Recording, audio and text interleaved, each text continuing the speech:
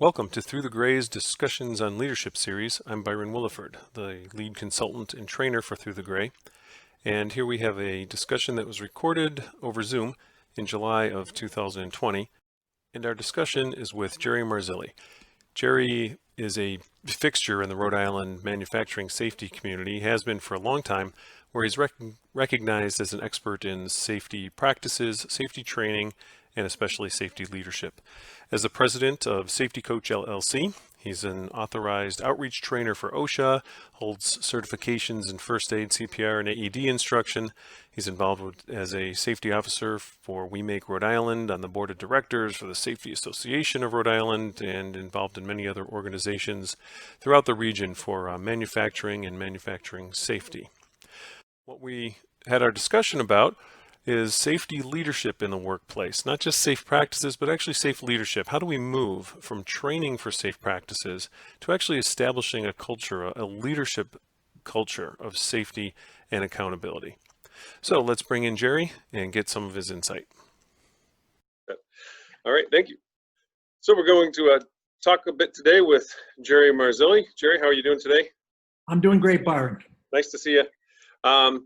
We'd like to be able to sit down, face to face in person and have a nice conversation about safety and leadership safety.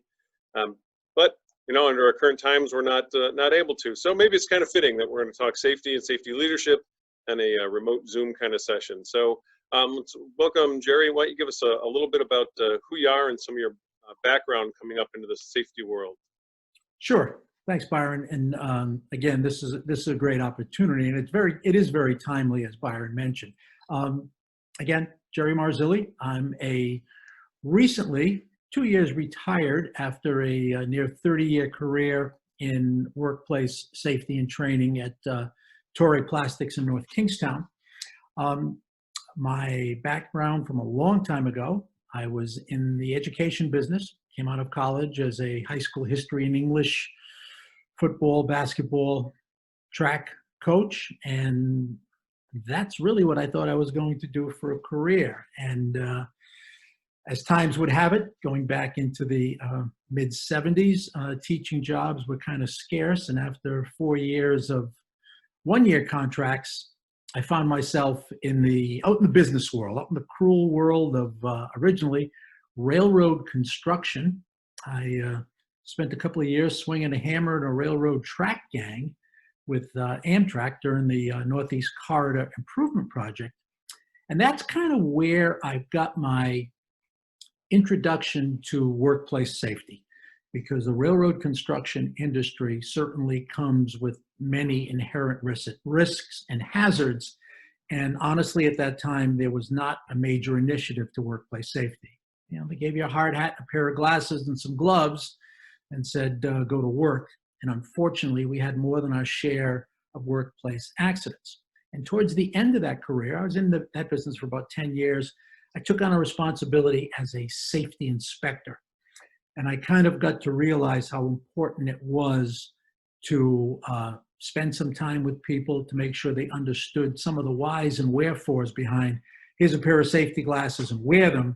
The more important thing was understand where the risks were. I then found myself in the manufacturing sector. And again, as a former teacher, I was involved in a lot of training activities. And then as that position moved out of state, I had an opportunity to go to work at Torrey. Torrey is a Japanese company, very structured work environment. Every Torrey facility has a trainer, someone who is an educational professional in their facilities, as workplace training practice, and especially in my field, workplace safety training was a key component of the program. And that's really where I found, my life's passion, because it ties in very nicely with the coaching background that I have, obviously ties in with the educational background that I have, and putting it and having someone in that role in the manufacturing setting with the resources, the time I needed. There were about 600 employees on the Torrey campus, and at least about 450 to 500 employees spent at least 45 minutes to an hour every month in some type of instructor-led safety training that I was performing. That's a lot of contact time. It certainly is. It Um, certainly is. Well, and we had talked before, and one of the things you mentioned was this, I don't know if you want to call it a current trend or a move where they're kind of taking people out of this permanent safety role. And you said it was very important with Torre and part of their culture, but taking somebody out of this permanent safety role and making it more of a maybe a collateral or a part-time duty for somebody who's actually involved in a different program or a different full-time job. Sure. I know we want to talk about safety leadership, but just a quick overview, what is that in terms of the impact on a safety culture at an organization or leadership? That's a great point, Byron. As companies look to get more efficient and lean practices kind of take over. Now, lean practices are great as far as promoting efficiencies and better involvement and getting more people in the process. But in a lot of cases, lean was established and was looked at as part of a staffing change or how resources were managed. And it is rather uncommon in today's manufacturing setting, as I'm also doing some work as a consultant, and I see fewer and fewer companies with that single focused safety professional as the contact point when it comes to workplace safety programs. And that can be a significant challenge because the OSHA guidelines, which direct our safety efforts, and again, one of the struggles is the OSHA rules and guidelines should be looked at as a minimum standard as far as what companies should be looking to do. They set the minimum bar, and the best practices are that companies develop programs that far exceed and meet their needs where required. And honestly, for a perfect example, one of the topics that I'm doing in my consulting role and as part of a safety apprentices program, which we'll talk about that I'm involved with, is delivering COVID-19 safety programs as far as social distancing and PPE and cleaning and sanitation and all the key elements.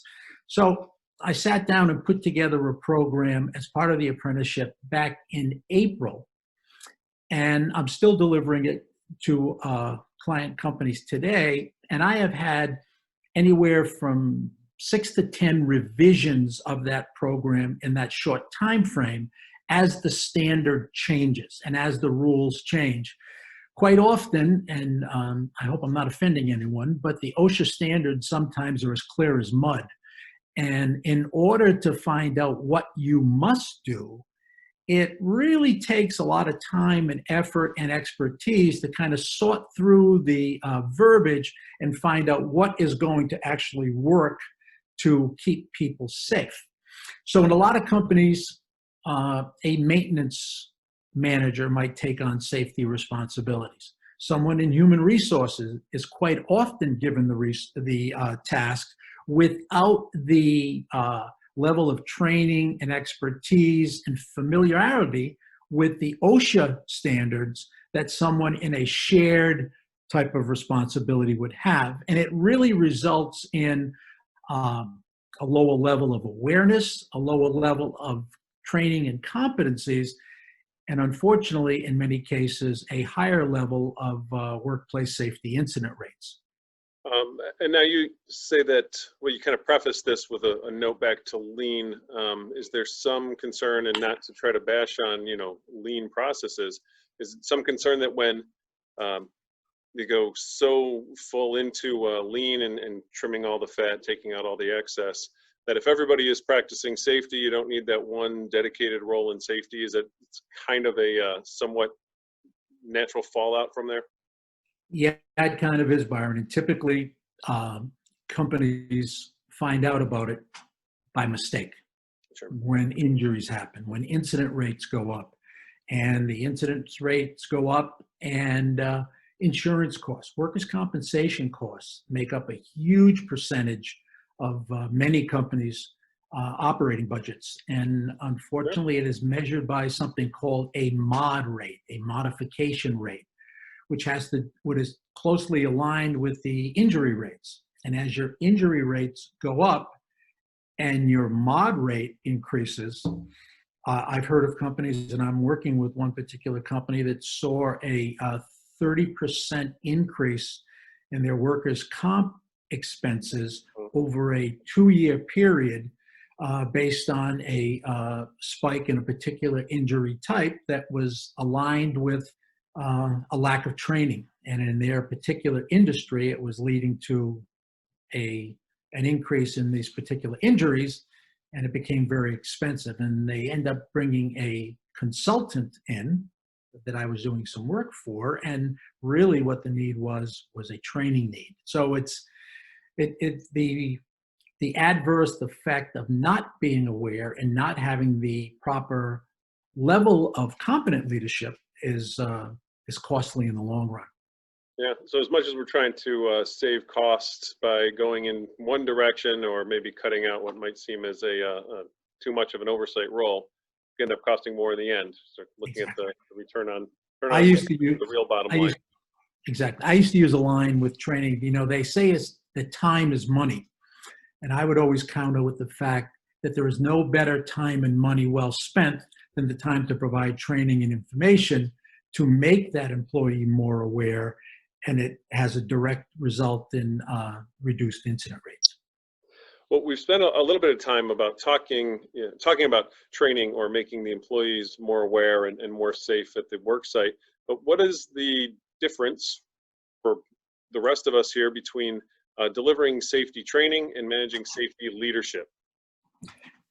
Yeah, safety leadership is a little different than most because there is very little room in the safety business for negotiation and interpretation of what a standard means, what a rule means, what a guideline means. We can debate for long periods of time the best method to perform a particular task. We can do a good job hazard analysis and look at risks and hazards and then decide how we're going to approach them. But when it comes to what a standard says for workplace safety, sometimes the message is not always as well received because it may mean an extra step in a process. It may mean an extra level of personal protective equipment. It may mean taking a step back and having to get more people involved in a pre-task assessment, in a permitting type operation before we begin a task. And quite often there's a little pushback when the job, for example, a job may take an hour to do. Preparation to do the job safely, including things like energy control procedures or lockout or isolation of equipment and people to keep people out of the area, might take as much as a half an hour. So what they saw as a 1-hour job becomes a 90-minute job. And to deliver that message and to make sure people understand the importance of that extra time is a little different than just providing information and giving them a task to follow. Yep, go off and do the job. Yep. Exactly. And we have mentioned, or you had mentioned this to me a couple times. It's some of this leadership is the difficulty in delivering the unpopular decision, which is a little bit of what you're leading here to. The unpopular decision of when are you going to take more time and almost feel less efficient in some cases. So, how do you deliver this unpopular or difficult message within the leadership chain? This ties right into another comment you've made to me that as a safety leader, you're leading down the chain, but you also have to lead up. You have to lead up through the chain in the organization. And that's the perfect case for engagement on many levels, because you do have to lead up first, because if there's not that senior level commitment that workplace safety is equal, companies typically put up signs that say safety first. Right. Safety professional doesn't look at it that way. It's not safety first, it's safety equal.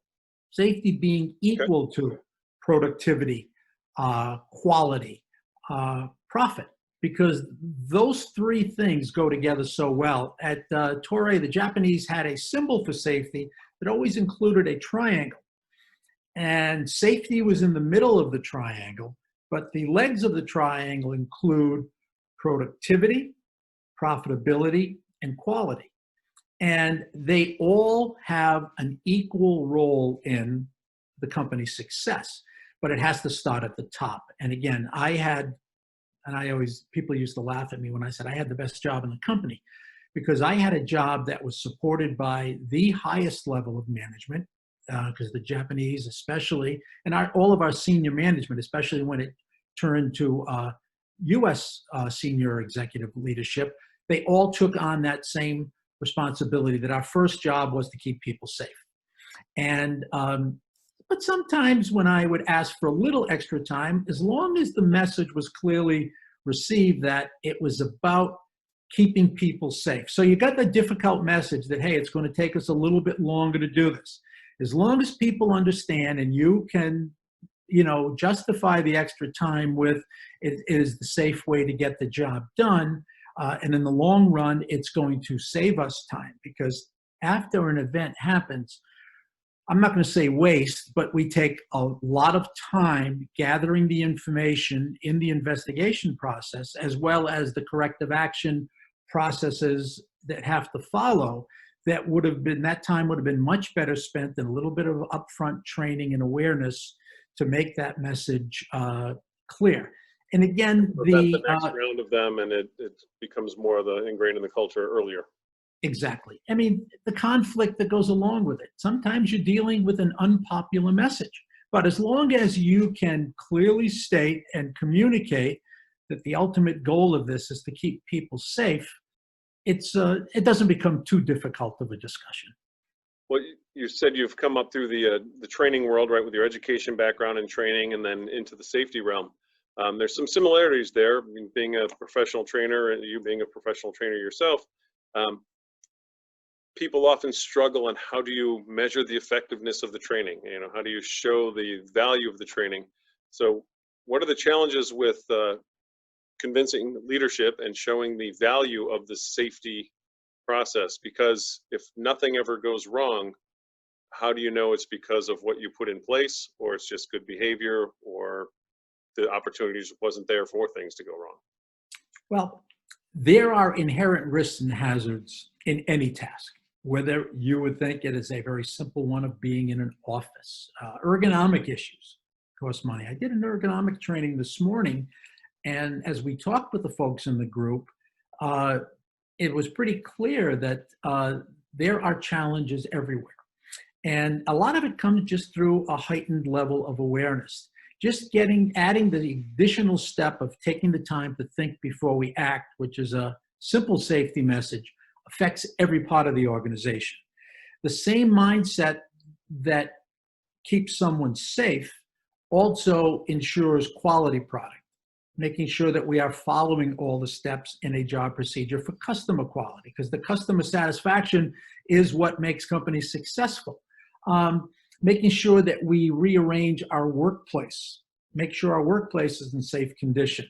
The same mindset, and as I would do new hire training, and I had a tremendous opportunity and time that was provided to me up front to do new hire training, I used to guarantee employees that they would be, after doing this training, they would change what they do at home, that they would organize their garage a little bit better. They would not stand on a chair to change out a light bulb, nor would they go into the kitchen drawer for a butter knife to tighten up a screw. That where they must became love more, looking at YouTube videos and getting all your material here. Exactly, the material is everywhere, but just from life, the kind of things we do. And if you are twice as likely to be injured at home as you are in the workplace. So if you take this awareness skill and you take it home with you, and you're a healthier worker, and you're not out of work because you got hurt at home, it's better for everyone. So it's a message that serves us in no matter where we are. So you've mentioned a lot about basically the safety culture or the safety mindset, but you also said that a lot of your experience here that you're drawing on is coming out of Toray as a Japanese company, and there's some cultural differences there. You and I have chatted before. So You mentioned that Torre was pretty regimented in terms of where you were in the leadership chain as the safety professional and how they approached the safety message and the safety practice.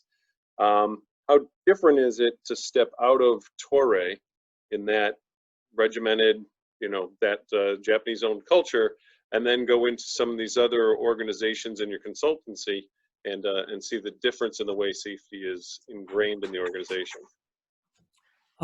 It was certainly a bit of a rude awakening for me when I first, because I did some touring as part of, I'm involved in the Safety Association of Rhode Island, and we've done some visits to other sites and looked at best practices and what they did. But these were companies that were actively participating in a safety association, so they had a little more awareness. Right. In my role as a consultant, I am typically going somewhere because they have an immediate need. And quite often that immediate need is either the result of an OSHA citation and fine being assessed, or an insurance company telling them they need to do some things.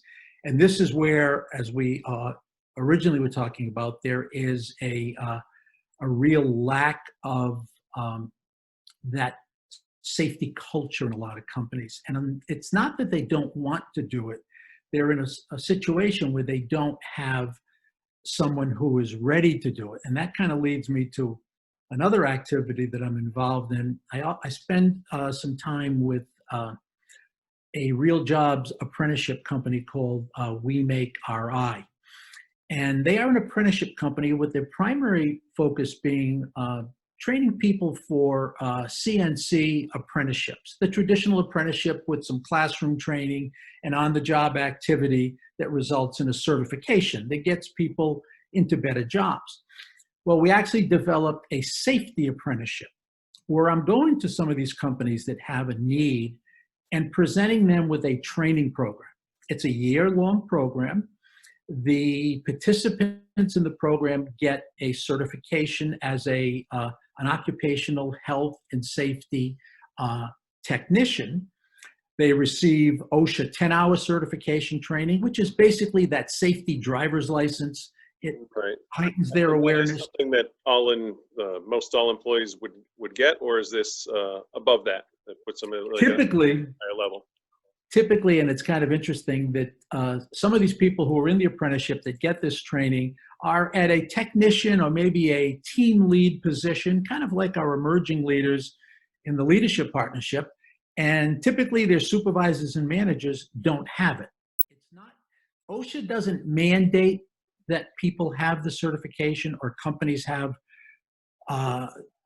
license. I mean, because not a license, it's a certification, but it's not mandated by OSHA. It is, OSHA says you must have a competent individual, and they leave that competent individual as kind of a gray area. So with this apprenticeship, they get that training, they get skilled up, and they get to practice these skills. It's a combination of about 1 year's worth of on-the-job work and anywhere from 6 to 10 hours a month of instruction and then field activity from the instruction. And it doesn't cost the employer anything. The employer actually gets 2 subsidies through the Governor's Workforce Board and the apprenticeship programs. And it's a great way for companies to skill people up who have a demonstrated leadership ability, kind of like we do in the leadership partnership, but skill them up to be that safety go-to person. So in some cases, it may be even better than having a single safety professional, but you kind of develop this cadre, this half dozen, 10 or so people. I have one company training 11 people in the program. I have other companies training 4 to 6 people in the company that will provide that safety leadership as well as that shared function that we originally touched on. And you mentioned that these folks are potentially either in or on track to be in a leadership role, so they get to take that message from the level beyond individual contributor to, I don't want to say enforcing safety, but I guess that's what it is, right? Yeah, or being the leader of the safety program at work. Just for some people who might not be aware, it sounds a bit like a commercial here for us, but the Real Jobs Rhode Island program is where the state is really investing a fair bit of money into many different worlds of work within the state to get people trained up as better leaders, as better safety professionals, as better higher skilled workers. The state is investing in the workforce of Rhode Island, and that's where a lot of these programs come out of. So, you mentioned evaluations and investigations. You have some companies are asking you to come in because of their evaluation investigation, or you have you mentioned how the evaluation, the follow-on can end up costing more money than it may have cost up front to put these things in place. On the training side, and where I've come up through training, one of the things that seems to come out of most any event is they say, well, we need more training, we need more training, we need more training. And that is not always the answer.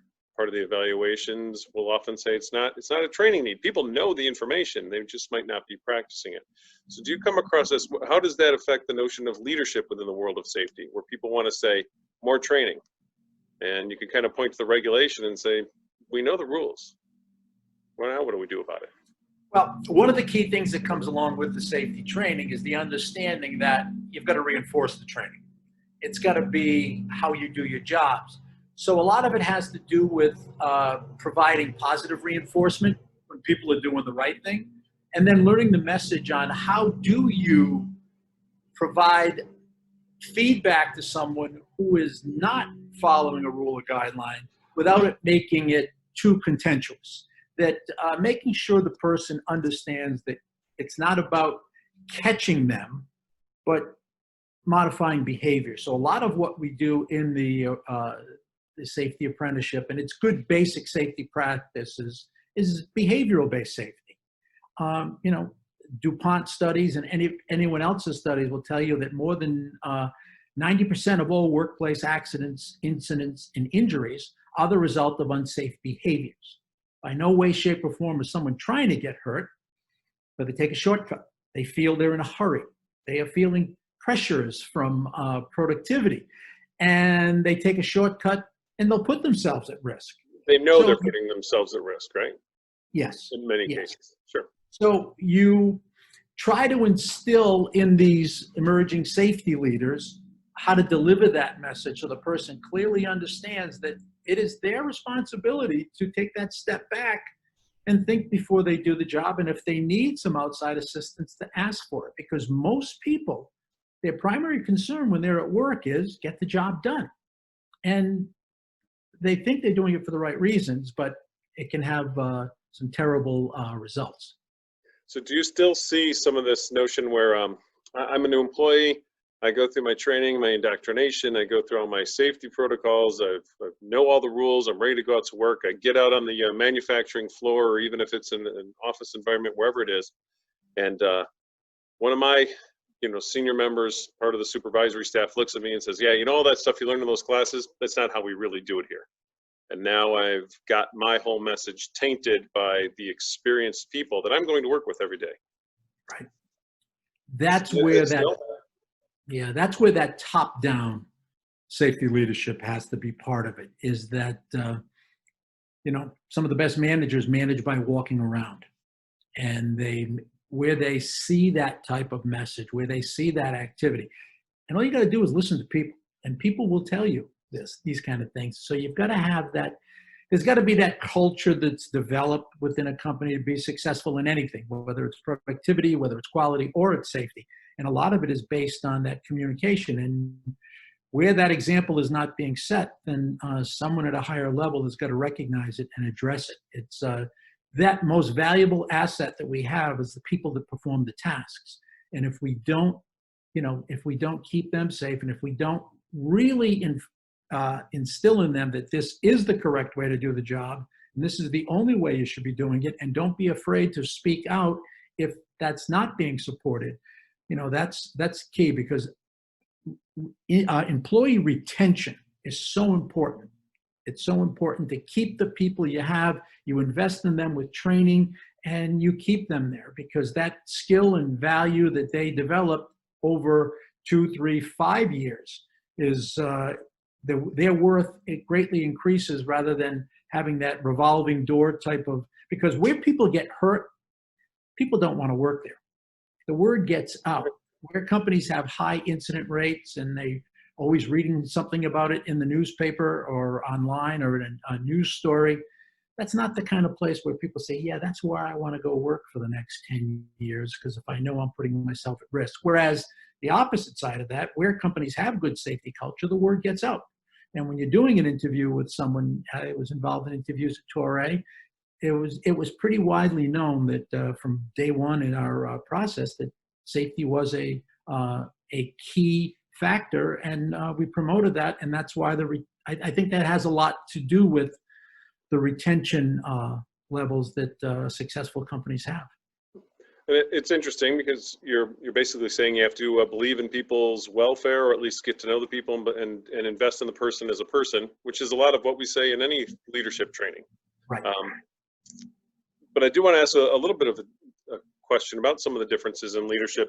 Do you see leaders who are good, and this is leadership at any level in an organization, leaders who are really good at driving results and getting the job done, very result oriented, and people are willing to work for them to get the job done, but they're not as good as getting the safety message across? Or there might be this stigma around being tough on safety means sacrificing results. So is there, I guess the real question, is there a difference between results leadership and safety leadership, and can you separate those?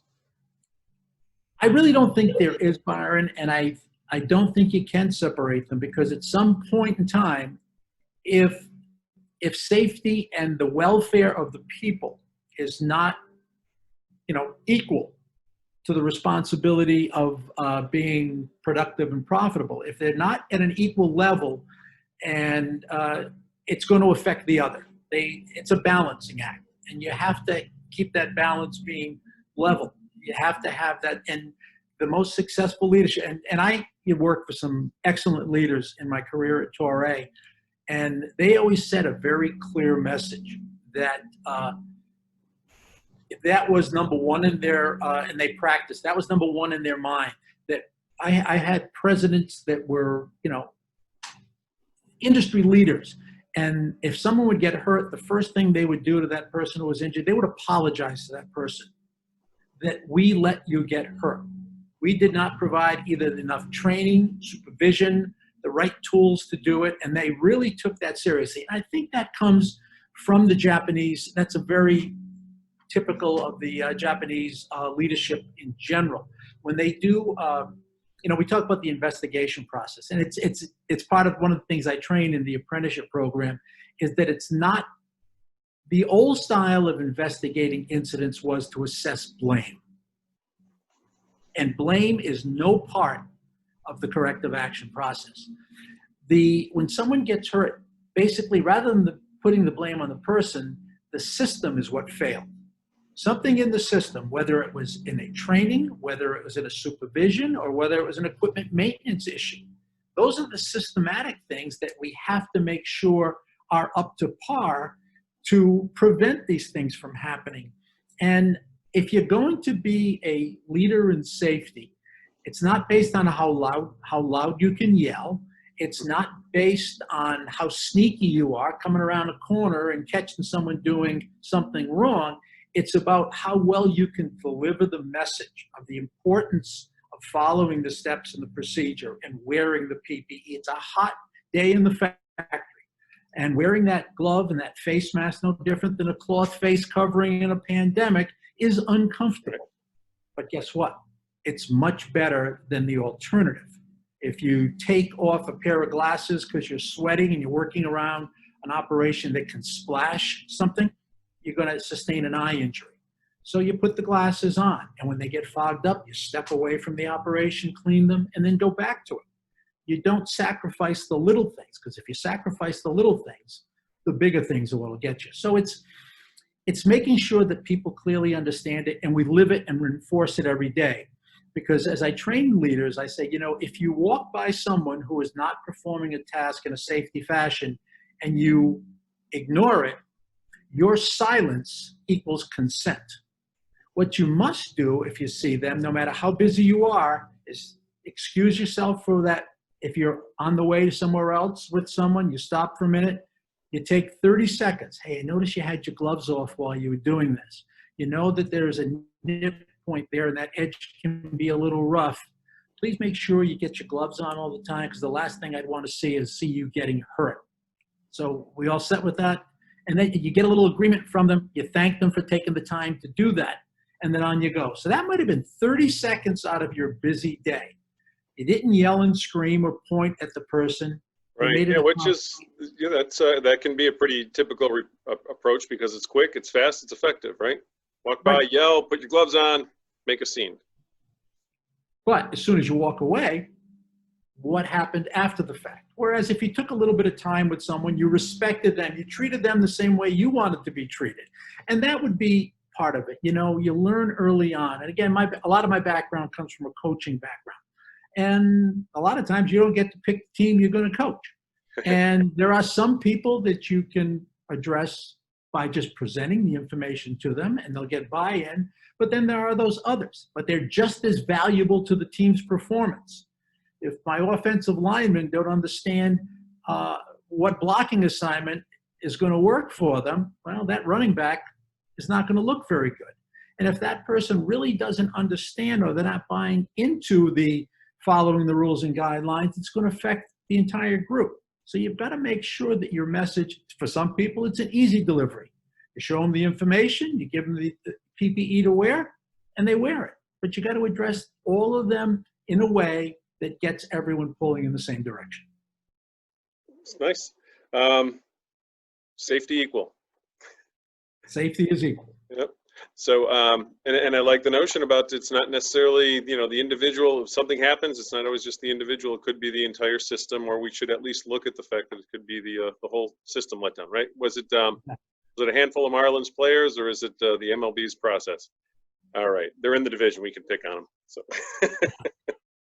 I could probably talk to you all day about engaging with other people. You mentioned getting to know everybody individually and getting to know their personalities. That's probably a whole other discussion, as well as all the other elements of leadership that we've kind of touched on today.